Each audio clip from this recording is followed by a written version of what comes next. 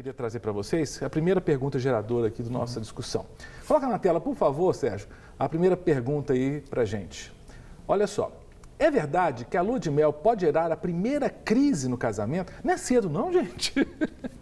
Infelizmente não, pastor. Tem muita gente que volta da lua de mel e volta já com problemas no relacionamento, às vezes volta já arrependido de ter casado. E não é raro, né, Vanessa? Isso porque não foram acompanhados muitas vezes, não foram orientados da melhor forma, e aí na hora que caem em si, passou aquela coisa assim, êxtase da festa, dos preparativos do casamento, e a lua de mel é um momento que os dois estão só, e aí eles falam assim, pronto, agora a gente casou e agora a gente vai ter que ficar casado. E aí, às vezes, gera esse conflito. Outro tipo de coisa é na questão sexual também.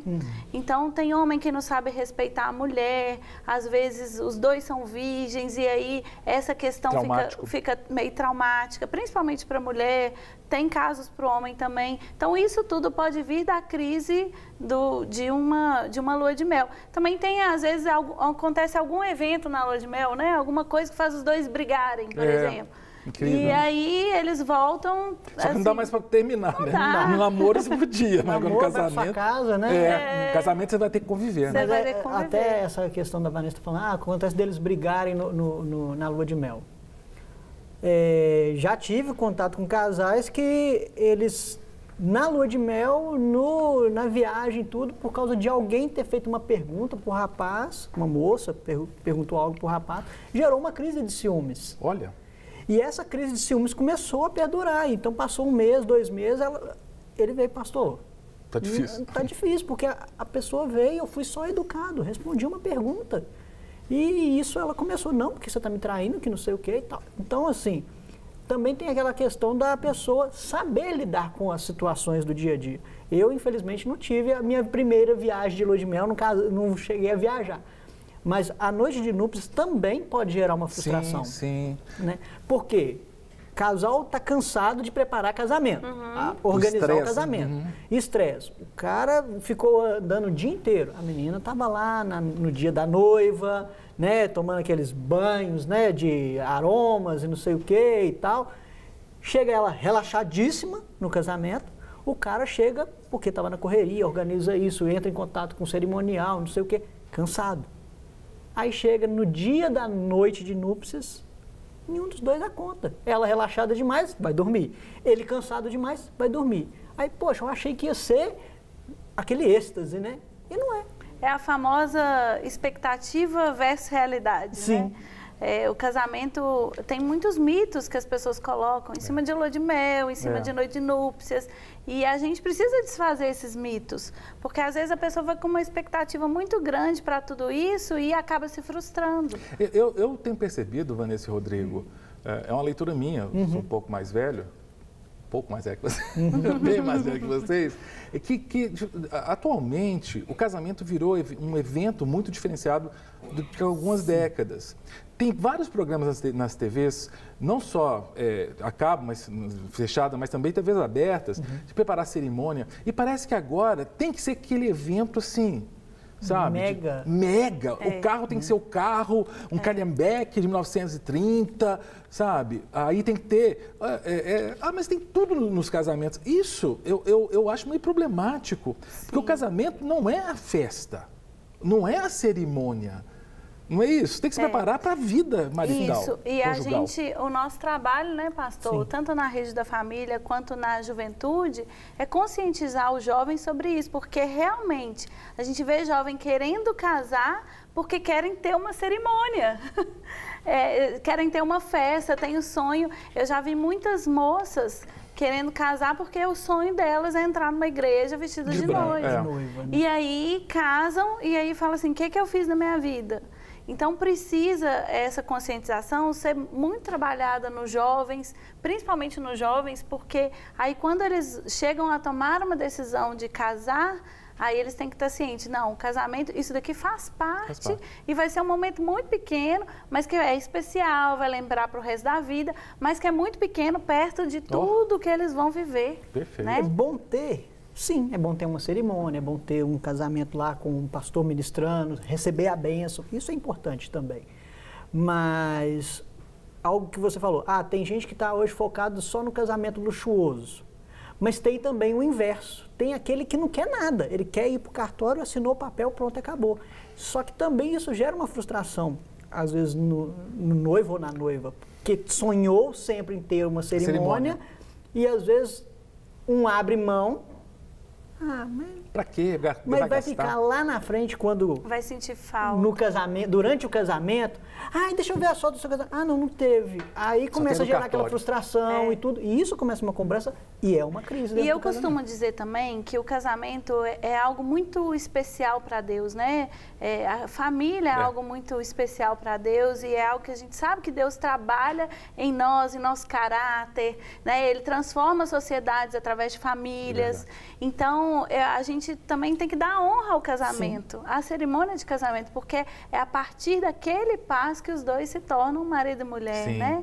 Então, é um início de uma vida, é um início de um propósito a dois que eles vão cumprir. Então, tem que ter honra, mas essa honra não deve ser exagerada naquele momento, mas sim a vida a dois. É o primeiro passo de uma caminhada. É o primeiro passo de uma caminhada. Vocês comentaram sobre o termo frustração, expectativas, foi mencionado. A próxima pergunta fala disso, trata disso, da questão da frustração. Vocês conseguem ler lá? Expectativas frustradas geram crises. Tem até uma noiva ali chorando, né? Sim. Porque essa questão de lidar com a frustração é algo que muitos de nós não temos, não aprendemos na infância e muitos de nós tínhamos expectativas muito grandes para o casamento. Às vezes o marido, o noivo achava assim que ia ter aquela princesa o dia inteiro e acorda. E aí, na hora que vê, ela não está tão princesa. Um dia chega do trabalho, tá ela de touca de meia na cabeça, né? E ela esperava o príncipe ver o Shrek, então fica aquela coisa... Será que gera crise? Eu acho que gera, né? Com certeza, com certeza. Se eles não forem preparados para a realidade mesmo, para o dia a dia, eles vão se frustrar, tanto o homem quanto a mulher. Às vezes essa questão da frustração é colocada muito em cima da mulher, tanto que a imagem que a gente tinha ali era da mulher, mas o homem também se frustra. Mas não foi culpa minha não, Vanessa. Deixa eu me defender aqui, atenção. Nós temos nossa equipe aqui, o Serginho Gandra, né? E eu que nós preparamos o programa com antecedência. Então, mas culpa é do Sérgio, né, Sérgio? Não. Eu até que sugeri essa imagem para o Sérgio, porque assim, eu fui procurar imagens, eu coloquei frustração, casamento. Não coloquei noiva. E apareceu mais mas é porque então a culpa é do é isso Google. mesmo. Mas é isso mesmo. E a gente se preocupa muito pouco com as emoções dos homens. Dos homens. E os homens também têm emoções. A gente somos humanos. Sim. E aí, eu tenho um exemplo muito claro. Quando a gente se casou, o Eduardo conta isso para todo mundo. Ele falou assim, olha, meu sonho era casar porque eu me guardei para o casamento, eu me casei virgem. E meu sonho era casar para ter a minha mulher a hora que eu quisesse e ter um relacionamento sexual. E ele tinha uma expectativa muito grande em relação a isso.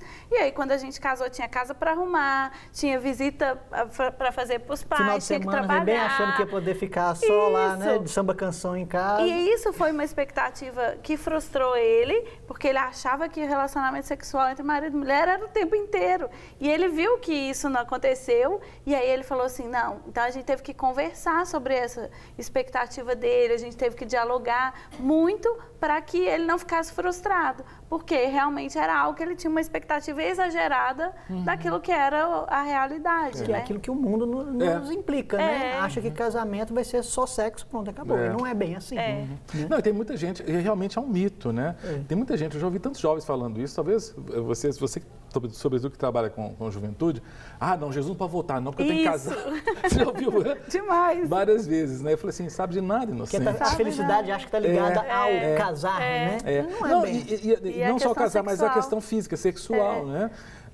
E é muito interessante, eu estava vendo outro dia um stand-up comedy, aqueles humoristas, o cara nem crente mas ele estava falando assim que ele é recém-casado. Ele falou do casamento dele, tudo. Alguém perguntou assim, mas vocês fazem sexo? Eu falei, não, ainda faço, somos recém-casados. Quer dizer, eu não tenho Não tem mais tempo de casamento, né? Como se muito tempo de casamento também não tivesse mais contato físico. Mas é um mito que é criado, talvez por causa da mídia, como o Rodrigo colocou, de que é isso o tempo inteiro. Gente, o prazer da vida a dois é tão... extrapola em tanto essa questão física, né? E se for baseado só nessa questão sexual também, aí o casamento não vai durar, porque a gente sabe como que é, a gente tem mais tempo de casado, sabe como que é a vida, né? Então a gente não sabe o que vai surpreender a gente no futuro, que fase que a gente vai viver. Então precisa ter baseado, tudo, casamento são várias peças que se encaixam para ficar tudo tranquilo. E o sexo é uma delas. É uma peça, perfeito. É uma peça. Mensagem chegando, passos, pastor Cássio Rosinaldo, do Rio de Janeiro. Abraço, Rosinaldo, seja muito bem-vindo aqui ao nosso bate-papo. Ele nos parabeniza, pede a Deus que nos abençoe e fala assim: eu sou líder de célula e às vezes existem casais que não querem se casar. Olha que interessante. Acham que não é necessário casar. O que ele deve fazer como líder de célula, Rosinaldo? Primeiro, mostrar nas Sagradas Escrituras que o sexo ou a vida conjugal que impera tudo antes do casamento é fornicação, é pecado. Mostrou isso, o casal tem que começar a entender que o casamento em si vai ser bênção na vida deles. Mas por que esse casal às vezes não quer casar? Porque alguns casais não querem. Porque já vive tudo relacionado a casamento, tudo que se diz de responsabilidade de um casal, já estão vivendo. Às vezes a moça quer e o rapaz não quer, porque para ele já está tudo certo. Ou vice-versa. Né? Às vezes o cara quer casar, quer colocar a situação lá em ordem, né? Regularizar, né, a questão tanto legal quanto a questão de uma cerimônia. Às vezes tem uma família que está ali, gente, vamos lá, vocês não vão casar não e tudo, mas a moça não quer. Né? Vai muito também de questões, por exemplo, de quem recebe uma pensão.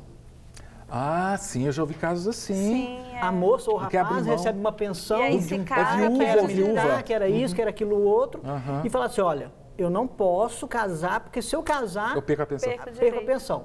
Só que quer ter vida conjugal. Isso tira também a autoridade, vamos supor, se é uma moça, a autoridade do rapaz em relação a assumir ali o compromisso do lar, assumir a responsabilidade do lar. Porque tudo para ela vai ser assim, eu tenho o meu dinheiro. Eu tenho as minhas coisas. E isso vai virar uma crise. Entendo. Né? É muito sério isso, né? Não há misericórdia. Gente, tem uma pergunta que eu acho muito interessante. Eu não sei, se quiserem falar onde vocês moraram. Assim, Silvio e eu, nós nos casamos, fomos para dentro do seminário.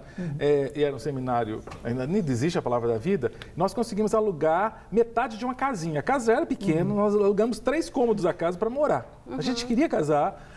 Tivemos um convite para trabalhar no próprio seminário e aí a gente alugou, né? A Silvia até brinca, né? Que a gente era quase um sem-teto, né? Quando nós casamos. Agora, a pergunta que eu tenho com relação à moradia é a seguinte, vamos lá, a pergunta sobre moradia.